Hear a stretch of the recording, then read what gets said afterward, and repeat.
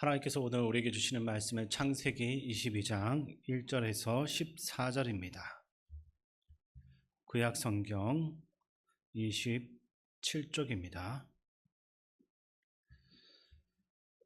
창세기 22장 1절에서 14절까지 함께 교독하겠습니다.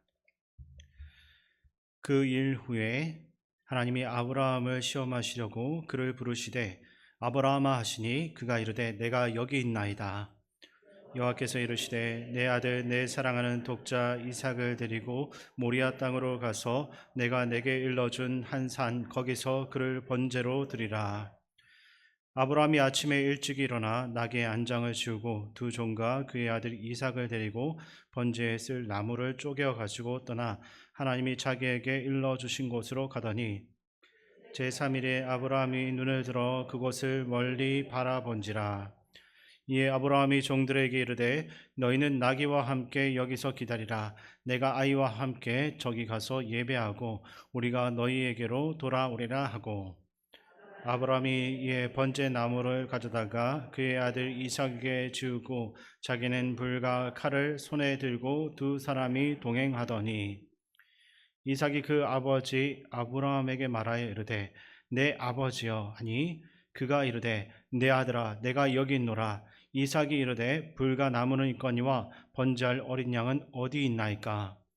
아브라함이 이르되 내 아들아 번제할 어린 양은 하나님이 자기를 위하여 친히 준비하시리라 하고 두 사람이 함께 나아가서 하나님이 그에게 일러주신 곳에 이른지라. 이에 아브라함이 그곳에 제단을 쌓고 나무를 버려놓고 그의 아들 이삭을 결박하여 제단 나무 위에 놓고 손을 내밀어 칼을 잡고 그 아들을 잡으려 하니 여호와의 사자가 하늘에서부터 그를 불러 이르시되 아브라함아 아브라함아 하시는지라. 아브라함이 이르되 내가 여기 있나이다 하매 사자가 이르시되 그 아이에게 내 손을 대지 말라. 그에게 아무 일도 하지 말라. 내가 내 아들 내 독자까지도 내게 아끼지 아니하였으니 내가 이제야 내가 하나님을 경외하는 줄을 아노라. 아브라함이 눈을 들어 살펴본즉 한 순양이 뒤에 있는데 뿔이 수풀에 걸려 있는지라. 아브라함이 가서 그 순양을 가져다가 아들을 대신하여 번제로 드렸더라. 아브라함이 그 땅 이름을 여호와 이레라 하였으므로 오늘날까지 사람들이 이르기를 여호와의 산에서 준비되리라 하더라. 아멘. 우리 서로를 바라보면서 인사 나누겠습니다. 반갑습니다. 잘 오셨습니다. 1859년 여름 나이아가라 폭포에 수만 명의 인파가 몰려들었습니다. 그때 한 프랑스 고개사가 믿기 어려운 도전을 선언했습니다. 그는 나이아가라 폭포 위 지상 약 48m 정도에 위치한 밧줄 위를 걸어서 건너가겠다라고 했습니다. 밧줄 아래로는 거대한 폭포수가 거세게 쏟아지고 있었고 당시에는 안전망조차도 없었습니다. 그 고개사의 이름은 프랑스인 샤를 블론딘이었습니다. 블론딘은 약 18kg이나 되는 긴 장대를 들고 균형을 잡아가며 그의 모습을 지켜보는 그 사람들을 보면서 앞을 건너갔습니다. 그리고 마침내 그가 무사히 맞은편에 도착하자마자 군중들은 뜨거운 박수와 환호를 보냈습니다. 이후에 그는 그해 여름 내내 계속해서 나이아가라 폭포를 건넜습니다. 눈을 가린 채 폭포를 건너기도 했고 뒤로 걸어가기도 했습니다. 때로는 자전거를 타고서 밧줄 위를 건넜으며 밧줄 한가운데서 직접 음식을 조리해서 먹기까지도 했습니다. 그렇게 샤를 블론디는 수십 차례 폭포 위를 오가면서 사람들의 열광적인 환호를 받았고 마침내 살아있는 전설이 되었습니다. 그러던 1859년 8월 14일 그는 또 하나의 충격적인 도전을 선언합니다. 이번엔 사람을 등에 업고 폭포를 건너가겠다라는 것입니다. 군중들은 술렁이기 시작했고 사람들은 놀라움과 두려움 속에서 과연 누가 그의 등에 업히겠느냐라면서 서로를 바라보았습니다. 사실 가장 큰 문제는 이 사람의 실력이나 기술이 아니었습니다. 진짜 문제는 그를 믿고서 그 등에 업히려는 사람이 아무도 없었다는 겁니다. 사람들은 매일 그의 묘기를 보며 환호했고 그의 능력에 대해서 의심하지는 않았습니다. 그러나 정작 자신의 몸을 맡길 수 있는 사람은 없었습니다. 박수를 치던 손들은 사라지고 한화하던 입도 조용해졌습니다. 바로 그때 한 사람이 앞으로 나섭니다. 그는 블론딘의 매니저로 일을 하고 있었던 해리 콜코트였습니다. 이 콜코트는 누구보다도 가까이에서 블론딘을 지켜본 사람입니다. 그가 새벽마다 얼마나 치열하게 훈련을 하고 있는지, 줄 위에서 얼마나 신중하게 집중하고 있는지 누구보다도 가장 잘 알고 있었습니다. 그래서 그는 블론딘 이 한 사람만을 믿고서 폭포를 건너갈 수 있다라고서 확신했던 것입니다. 그리고 결국 자신의 믿음대로 그의 등에 올라탔습니다. 다행히도 두 사람은 무사히 폭포를 건너가는데 성공했습니다. 수만 명의 사람들이 블론딘의 묘기에 환호했지만 그들은 결국 구경꾼에 머물렀습니다. 하지만 콜콘트는 달랐습니다. 그는 다른 사람들처럼 감탄만 했던 사람이 아니라 실제로 그를 믿고 자신의 온몸을 맡긴 사람이었습니다. 마음만이 아니라 행동으로서 믿음을 드러낸 사람인 것입니다. 오늘 우리가 읽은 말씀에도 바로 그런 사람이 등장합니다. 오늘 본문은 하나님께서 아브라함을 시험하기 위해서 그를 부르시는 장면으로 시작이 됩니다. 근데 그 시험의 내용이 너무나 충격적입니다. 하나님께서 아브라함에게 아들 이삭을 번제로 드리라고 명령하신 것입니다. 이삭은 아브라함이 100세의 기적처럼 얻은 무엇과도 바꿀 수 없는 가장 소중한 아들입니다. 본문 2절에서도 하나님은 내 아들, 내 사랑하는 독자 이삭이라고 말씀하십니다. 하나님께서도 이삭이 아브라함에게 얼마나 귀한 존재인지 잘 알고 계셨던 겁니다. 그런데 그런 아들을 번제로 바치라고 하니까 인간적으로는 도저히 이해하기도 어려운 시험이 되었습니다. 사실 이 이야기는 우리가 너무나 잘 아는 말씀입니다. 너무 잘 알고 있기 때문에 오히려 습관적으로 쉽게 흘려들을 수가 있습니다.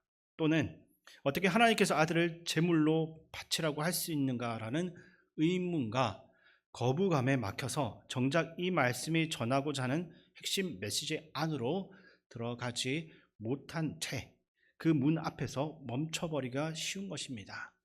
하지만 하나님은 아무런 이유 없이 사람을 시험하는 분이 아닙니다. 또한 이유 없이 사람을 가혹한 상황 가운데 밀어넣는 분도 아닙니다. 이 시험 속에는 분명 하나님의 의도가 담겨 있었습니다. 하나님께서 아브라함에게 가르치기 원한 것들이 있었던 것입니다. 그렇다면 하나님은 왜 이렇게 이해하기 어려운 시험을 허락하신 것입니까? 그 의도를 이해하기 위해서는 먼저 아브라함이 걸어왔던 길을 잠시 돌아볼 필요가 있습니다. 아브라함은 원래 갈대아 우르에서 살던 사람입니다. 근데 어느 날 하나님께서 그를 부르셔서 고향을 떠나 하나님이 보여주실 땅으로 가라고 말씀하셨습니다. 그리고 약속하십니다. 내가 너로 큰 민족을 이루게 하겠다. 내 이름을 창대하게 하겠다. 너로 말미암아 모든 민족이 복을 받을 것이며 너는 복의 근원이 될 것이다. 참 놀라운 약속을 하셨습니다. 문제는 그때 아브라함의 나이가 이미 노인이었다라는 것입니다. 게다가 그는 자식도 없습니다. 인간적으로 보면 하나님의 약속은 실현 불가능해 보입니다. 큰 민족을 이룬다는 것도, 그의 이름이 존귀하게 된다는 것도, 모든 민족이 그로 인해 복을 받게 된다는 것도 현실적으로는 전혀 가능성이 없어 보이는 것입니다. 그래서 고향과 안정된 삶을 내려놓고 떠난다는 것은 매우 무모한 선택처럼 보였습니다. 아마도 우리 같으면 수없이 계산기를 두드려 보았을 것입니다. 정말로 이게 가능할까? 실패하게 되면 어떻게 되지? 그렇게 인간적인 계산을 시작하게 되면 결론은 뻔합니다. 결국 모든 상황은 불가능해 보이지만 그럼에도 하나님의 약속을 믿고 말씀대로 나아가는 믿음의 선택이었습니다. 그때 아브라함은 믿음을 선택합니다. 그는 하나님의 약속을 믿음으로써 받아들였고 말씀에 순종하여 길을 떠납니다. 사실 이 믿음 하나만으로도 아브라함은 충분히 믿음의 조상이라 불릴 만한 사람이었습니다. 하지만 그 이후의 삶은 늘 믿음으로만 가득했던 것은 아니었습니다. 세월이 흘러도 하나님이 약속하신 큰 민족이 나타날 것이다라는 징조는 보이지 않습니다. 아브라함은 아마 고향을 떠날 때 하나님께서 자녀를 금방 주실 것이다라고 기대했을지도 모릅니다. 그러나 시간이 지나도 아무런 변화가 나타나지 않습니다. 오히려 함께 떠났던 조카 롯마저 떠나고 주변에는 혈육 하나 남지 않게 됩니다. 결국 아브라함은 점점 인간적인 방법을 사용하기 시작하는 것입니다. 자신의 충복이었던 엘리에셀을 양자로 삼아서 대를 한번 이어보려고 생각해 보기도 하고 집안의 여종 하가를 통해서 아들을 낳기도 했습니다. 하지만 하나님께서는 아브라함이 그렇게 자기만의 방법을 쓸 때마다 그건 아니다라고 너의 몸에서 태어날 아들이 약속의 자녀라고 여러 번 확인해 주셔야 됐습니다. 그리고 결국 아브라함이 100세가 되었을 때 하나님 말씀대로 그 아들 이삭이 태어났습니다. 아브라함이 이삭을 낳기까지 이 여러 장면들은 결국 믿음의 조상다운 모습은 아니었습니다.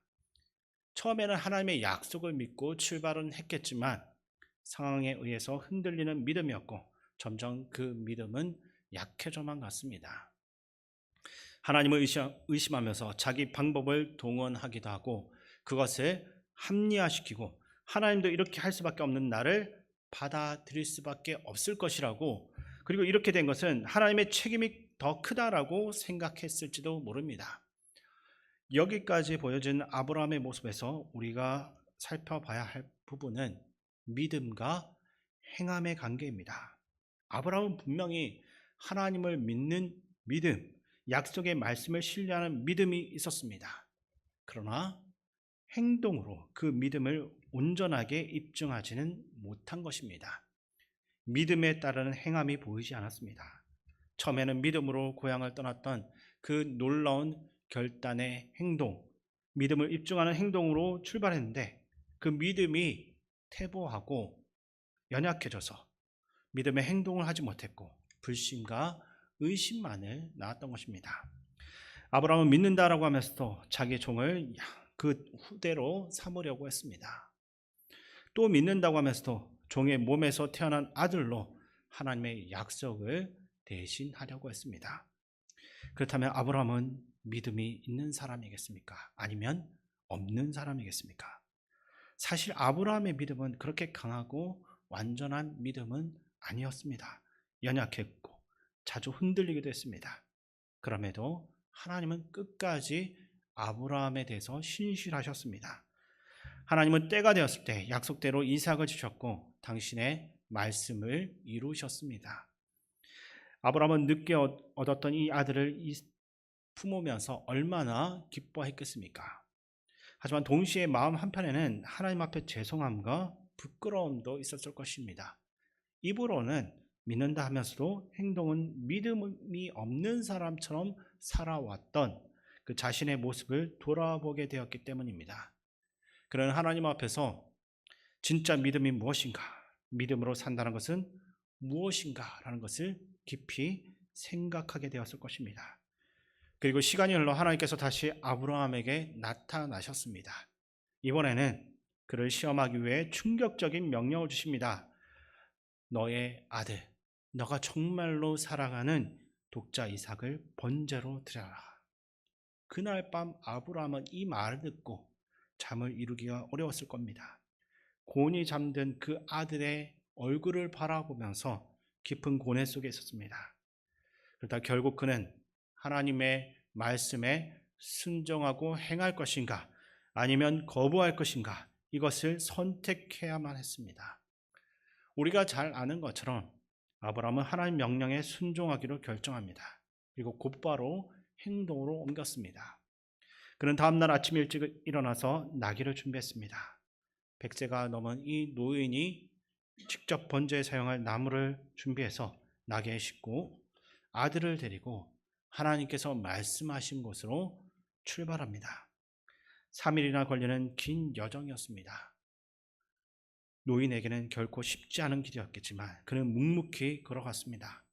마침내 하나님께서 지시하신 산에 도착하자 아브라함은 아들에게 나무를 지우게 하고 자신은 칼을 들고 산 위로 올라갑니다.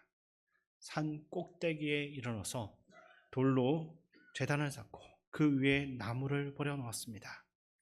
그러나 사랑하는 아들 이삭을 결박해서 제단 위에 올려 놓아야만 했습니다.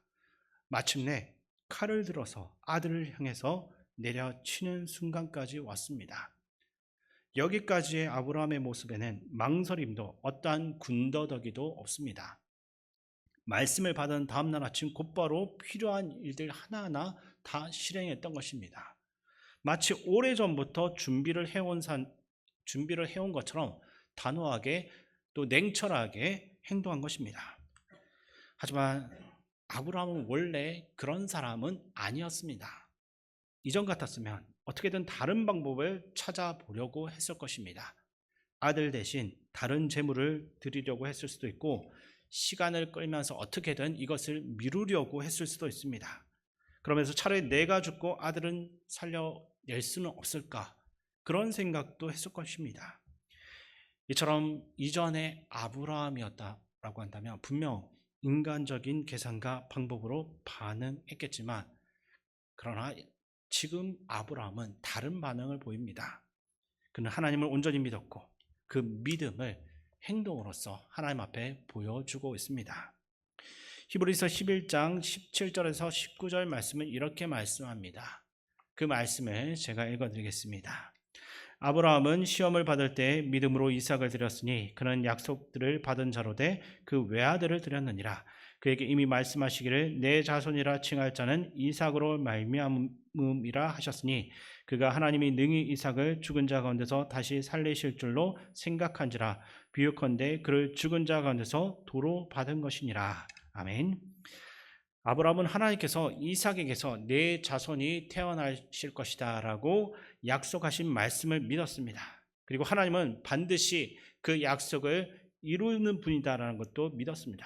그래서 비록 이삭이 제물로 바쳐진다 할지라도 하나님께서 다시 살리시든지 어떤 다른 방법으로도 반드시 약속을 이루실 것이다 라고 확신했던 것입니다. 그렇게 그는 흔들리지 않았고 믿음을 행동으로 드러냈습니다.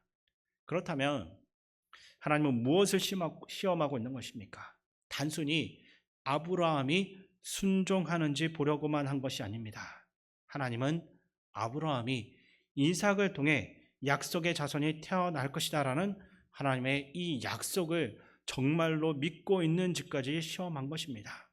그리고 아브라함은 그 시험 앞에서 자신의 믿음을 분명하게 증거했습니다. 그래서 하나님 말씀하십니다. 내가 내 아들 내 독자까지도 아끼지 아니하였으니 이제 내가 나를 경외하는 줄 알게 되었노라. 이제야 너의 믿음이 진짜였다라는 것을 알았다는 겁니다. 아브라함은 믿음의 시험을 이렇게 통과했습니다. 그리고 마침내 진정한 믿음의 사람, 믿음의 조상이라 불릴 만한 수준에까지 이르게 된 것입니다.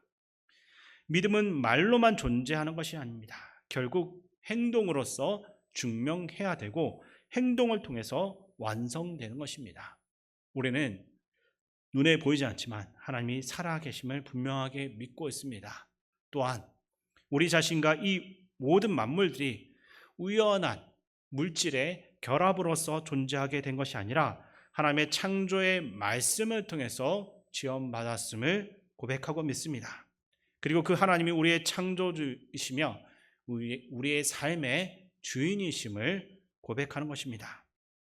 우리는 하나님을 떠나 죄 가운데 살아갔던 존재였고 결국 사망과 심판 아래 놓일 수밖에 없는 사람들이었지만 예수 그리스도의 그 십자가 부활을 통해서 구원의 길이 열렸다는 것을 믿고 있습니다. 예수님을 나의 구원자 주님으로서 받아들임으로써 사망의 자녀가 아니라 하나님의 자녀로 거듭났음을 믿고 있는 것입니다. 또한 하나님께서 독생자를 내어주신 만큼 우리를 사랑하셨고 우리는 예수 그리스도의 생명 값으로서 살게 된 존귀한 존재임을 믿고 있습니다. 우리가 그런 믿음이 있다라고 한다면 무엇으로 그것을 증명해 내겠습니까? 믿음은 결국 그 믿음에 걸맞은 삶과 행동으로서 드러납니다. 하나님께서 우리를 사랑하셨다라는 사실을 독생자를 십자가에서 내어주시는 행동으로 확증하셨던 것처럼 우리가 하나님을 믿는다는 고백 역시 삶의 순종을 통해서 마땅히 증명해 내야 되는 것입니다. 성경은 행함이 없는 믿음은 죽은 믿음이라고 합니다.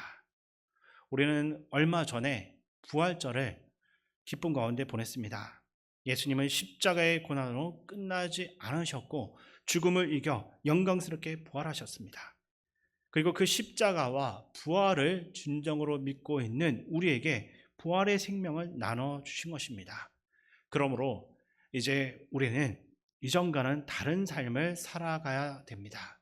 하나님의 자녀가 된 사람답게 믿음의 행동으로서 살아가야만 하는 것입니다. 그렇다면 믿음의 행동이란 무엇이겠습니까? 예수님을 나의 주님으로 믿는다면 그분의 말씀에 순종하면서 살아가는 것입니다. 하나님을 사랑함으로써 예배의 삶을 온전하게 드리며 우리에게 맡겨진 이웃들을 사랑하며 섬기며 살아가는 것입니다. 믿는다라고 말은 잘 하면서도 계속 내 생각과 내 방식만 앞세우는 것이 아니라 하나님의 말씀을 따라 살아가려는 순종이 믿음의 삶이라 할 수 있습니다. 사실 우리의 겉모습만 보고는 누가 예수 믿는 사람인지 알 수가 없습니다. 믿음은 겉모습이 아니라 삶 가운데서 드러나는 것입니다. 예수님을 닮아 겸손하게 말하고 친절하게 행동하면서 사랑으로 살아갈 때 사람들은 비로소 저 사람은 하나님을 믿는 사람이구나라고 느끼게 되는 것입니다. 그리고 하나님께서는 그런 모습을 보시면서 너는 나의 자녀답게 잘 살고 있구나라고 기뻐하는 것입니다. 이제는 과거의 아브라함처럼 인간적인 계산과 불안 속에서 흔들리는 믿음의 모습에서는 벗어나기를 바랍니다. 하나님을 진실로 믿는 자녀답게 믿음을 행동으로 나타내셔야 될 것입니다. 신실하신 하나님께서 약속하신 은혜와 축복을 누리면서 하나님의 영광을 드러내는 삶을 살아가시기를 주님의 이름으로 축원드립니다. 사랑의 하나님 아버지, 아브라함이 하나님의 약속을 끝까지 신뢰하면서 믿음을 행동으로 드렸던 것처럼 우리도 말로만이 아니라 삶으로서 믿음을 나타낼 수 있게 하여 주시옵소서. 눈에 보이는 현실과 계산보다 하나님 말씀을 더 신뢰하게 하시고 주님보다 더 붙들고 사랑하는 것들이 있다면 내려놓을 수 있는 믿음을 주시옵소서. 예수 그리스도의 십자가 부활로 하나님의 자녀 삼아 주신 그 은혜를 날마다 기억하며 순종과 사랑의 삶으로 살게 하시고 우리가 가진 모든 것이 하나님의 은혜의 선물임을 잊어버리지 않게 하여 주시옵소서. 우리와 늘 함께 하시는 예수님의 이름으로 기도드립니다. 아멘.